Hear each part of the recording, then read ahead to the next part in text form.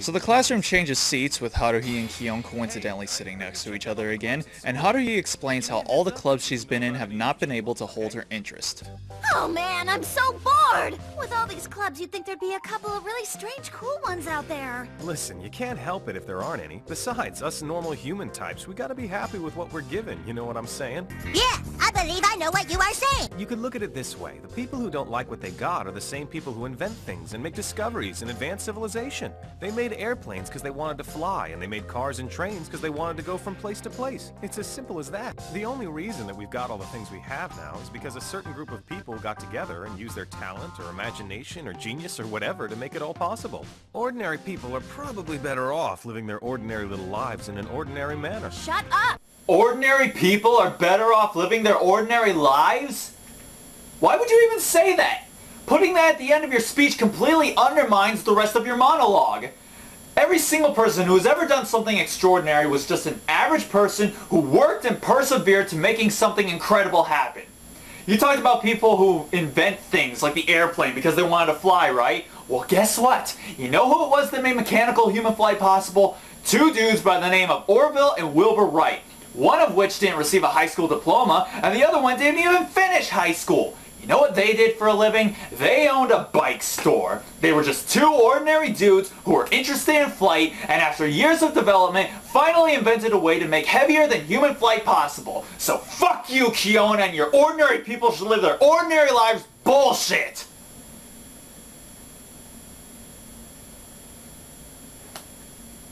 I'm sorry about that. So anyway, back to the show. Whoa! I got an idea! About what? If it doesn't exist, I should just make it myself! Make what yourself? Make a club! So in case you didn't get that, Haruhi has decided that she's going to make her own club, and that Kion is going to help her. So Haruhi, in a way, finds a room for them to use, despite the fact that it actually belongs to another club. Yeah, I know, but this past spring all the senior members left. So now the club's got no members, and if nobody else joins, then that club's gonna be cut. Oh, and this girl's a new freshman member. What are we gonna do with her? She told me that she wouldn't mind it. Yuki Nagato. So this is Yuki Nagato, the only member of the literary club, and the most awesome thing you will see in this show. Why is that? Well, I'm not going to tell you yet, but rest assured that she is without a doubt the best Rei Ayanami knockoff you will ever see. No. You know what? She's better than Rei Ayanami. That's right, I said it. What you gonna do about it, Rei fanboys? What you gonna do? Nothing. Yuki says she's cool with letting them use her club's room for whatever they want. Well, there you have it. From now on, we're gonna meet here in this room right after school. And you better show up, mister, because if you don't, it's the death penalty. Understood. I don't want to die. Oh yes, because any death threat issued by this face should definitely be taken with the utmost of seriousness. So now Haruhi says that they need at least 2 more people in order to officially become a club. She says that she'll wrangle up some random people off the street, which is the same way that I think Walmart gets a hold of their staff. The next day, she comes busting through the door with the 4th member in tow. Dad. I'm a little late today because it took me forever to catch her. Where am I? Why did you bring me here? Who are you people anyway? Why are you locking the door? Allow me to introduce Mikuru Asahina. So yeah, this is Mikuru Asahina, and if you can't understand her through her thick, cutesy, soft-spoken Moe Mary Sue accent, neither can I! Haruhi explains the reason she chose Mikuru as their newest member, and believe me, it has got to be one of the most thought-out, yet stupid reasons I have ever heard for anything. She's a total little cutie! Great. Now she sounds like a pervert. In this situation, Moe is an important concept to keep in mind. Sorry, what'd you say? Moe! Moe! This girl's a prime example of Moe. It's a rule that in stories with strange things going on, you need to have one Moe character. Someone with glasses or in a maid costume or anything fetishy. It's essential. And that's just the beginning. She's tiny, but she's got bigger breasts than me. I mean, look at these things. They're immense. This is another important aspect of Moe. Indeed. Man, these suckers are huge. It kind of pisses me off. I mean... Someone help me! My arms have been rendered completely useless. There's no way I could possibly use them. So after that, Haruhi says that she plans on using Mikuru as the club's mascot. After some careful deliberation, Mikuru finally decides that she'll join the club. Okay.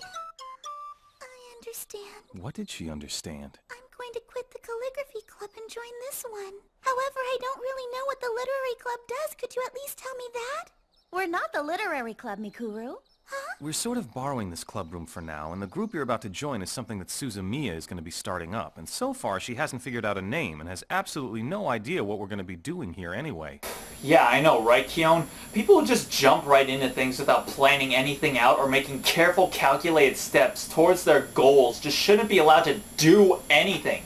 I mean, seriously, what sort of rash, brain-dead, irresponsible person just starts up some sort of project and doesn't even give any sort of thought or reason into why or how they're doing any of this in the first place? They should all be locked up and refuse the privilege of being able to start shit.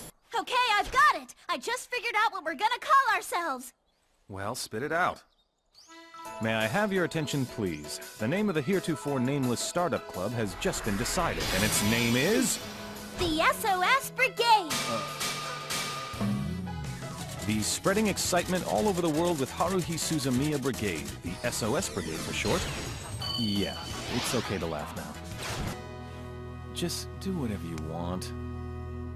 So we start off the next episode, and it begins with Haruhi talking to Kion about how she wants to get a quote-unquote mysterious transfer student to join their club. School started less than 2 months ago, right? So I'm thinking that anybody who transfers into our school right now has to be mysterious. Am I right?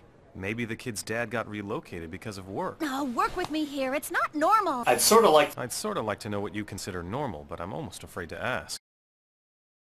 So later we're shown that since she founded the SOS Brigade, Haruhi has filled the club room with a bunch of miscellaneous shit.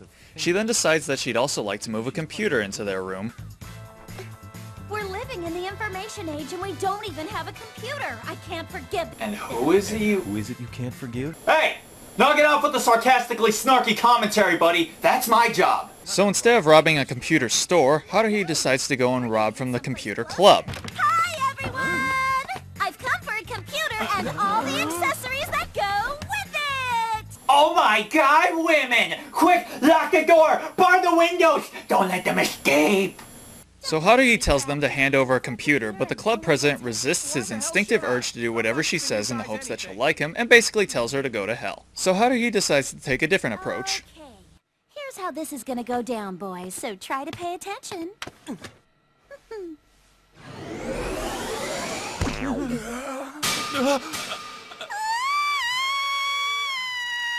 She takes some pictures and says that unless they hand over a computer, she'll post the pictures up all over campus of the president sexually harassing Mikuru, and that if any of the club members try to vouch for him, Then I'll tell everyone at school that all you geeks ganged up on her and her. as you can imagine, the president gives in.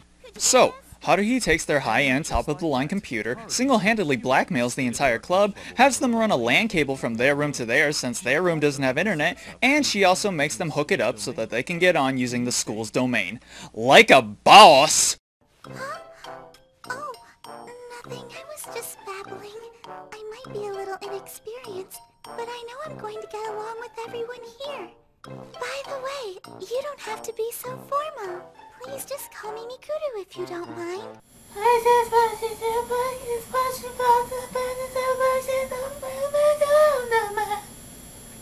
That's all I heard.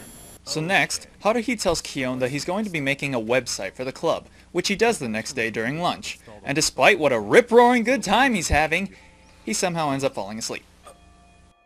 Oh crap, I gotta go to class. Take it. I'll lend this to you.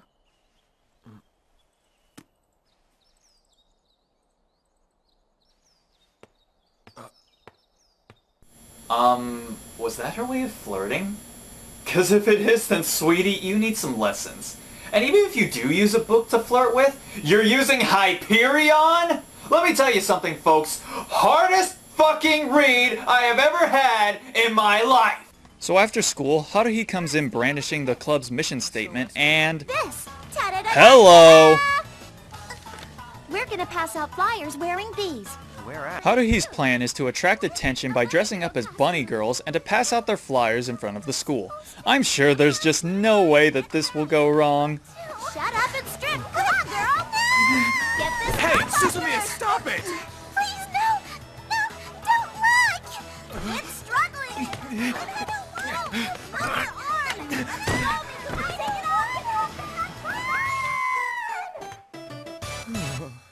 Well, I hope you guys found that funny, because it only happens about 10 more times in this fucking show! You can come in now! She's like an evil overlord. Think we'll get some attention. So Haruhi and Mikuru, prepped for some exploitative advertising, head out to hand out their flyers while Kyon reads over the club's mission statement. The SOS Brigade, an explanation of our general policies. We, the SOS Brigade, are committed to seeking out mysteries in this universe. To anyone who has experienced strange phenomena in the past, anyone who has had a mysterious experience recently, or anyone who plans on having a weird experience in the future. If any of the above applies to you, come see us. We'll help you find the answers you need fast. Yes, I plan on being abducted and probed anally by floating pieces of space toast. Would I have to pack a bagged lunch, or would I be back in time for dinner? So later on, wouldn't you know it, they got in trouble, and Haruhi dismisses the club for the day. The next day, the school is buzzing with the news about Haruhi's Playboy escapade, but even all that wasn't enough to get anyone to send Haruhi an email about any mysteries they may have. Fed up, she decides to take off, with Kyon about to follow close behind. Well, I guess I'll head out too. Did you read it? What? Book. Oh, no, I haven't yet. Do you want me to give it back to you? That will not be necessary. Please read it today. As soon as you get home. All right, I will.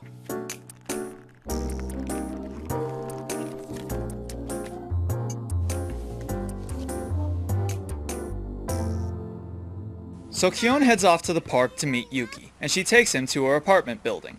Where inside, she reveals a secret unto an unsuspecting Kyon! Haruhi Suzumiya and I are not ordinary human beings. Yeah, I already sort of figured out that you two weren't exactly normal. What I mean is literal, in that she and I are not the same as ordinary human beings. Human beings such as yourself.